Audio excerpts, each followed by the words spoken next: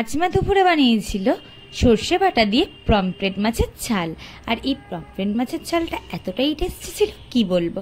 তার জন্য ভাবলাম কেননা তোমাদের সাথেও পুরো রেসিপিটা শেয়ার করে যাক।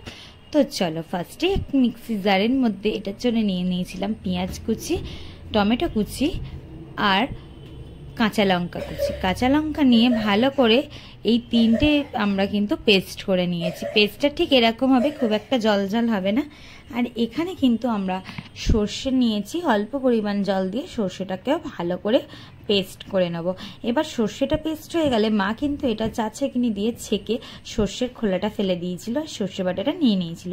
আর এখানে দেখো পমফ্রেট মাছটাকে ভালো করে মা নুন হলুদ মাখিয়ে নিয়েছিল। তারপরে কিন্তু গরম তেলের মধ্যে এটাকে একদম কড়া করে ভেজে নিতে হবে। দেখো মাছগুলো কিন্তু ভালো করে মা ভেজে নিচ্ছিল। সমস্ত মাছ ভাজা হয়ে গেলে আলাদা একটা পাত্রের মধ্যে তুলে রেখে ওই ভেজে রাখা মাছের তেলের মধ্যে মা এখানে কিন্তু ওই টমেটো, কাঁচা লঙ্কা, পেঁয়াজের করে রাখা পেস্টটা দিয়ে দিয়েছে। পেস্টটা ততক্ষণ নাড়তে হবে যতক্ষণ না পর্যন্ত মশলার কাঁচা ভাবটা মরে যাবে। তারপরে দেখো টমেটো কাঁচা ভাবটা চলে যাওয়ার পরই এখানে কিন্তু আমরা আদা রসুনের পেস্ট দিয়েছি। একটু বেশি পরিমাণ দেওয়ার চেষ্টা করবে, কারণ এই পমফ্রেট মাছ একটু স্পাইসি হয়, তাই জন্য একটু বেশি পরিমাণ দেবে। দেওয়ার পরে দেখবে কালারটা আস্তে আস্তে চেঞ্জ হচ্ছে। আস্তে আস্তে মশলাটা থেকে যখন ব্রাউন ব্রাউন কালার হয়ে এরকম তেল ছেড়ে দেবে, মশলাটা খুবই ঠিক হয়ে যাবে, তখন এখানে অল্প পরিমাণ তোমরা জল ব্যবহার করবে।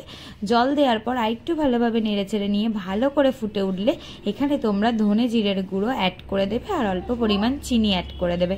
এগুলো সমস্ত কিছু দেওয়ার পরে জলটা আরও ভালো করে ফুটে উঠলে এখানে কিন্তু আমরা ভেজে রাখা পমফ্রেট মাছগুলো দিয়ে দেবো।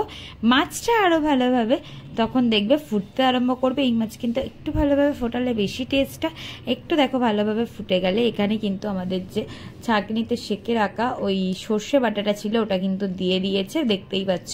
সর্ষে বাটাটা দেওয়ার পর কিন্তু মাছটা আরেকটু ভালোভাবে ফোটাবে। খুব একটা বেশি ফোটানোর দরকার নেই, তাহলে কিন্তু সর্ষে বাটার ফলে এটা তিতা হয়ে যাবে। তাই জন্য অল্প একটু ফুটিয়ে এখানে ধনে পাতা কুচি লাস্টে দিয়ে নামিয়ে নিলেই কিন্তু রেডি হয়ে যাবে আমাদের সর্ষে পমফ্রেট ঝাল।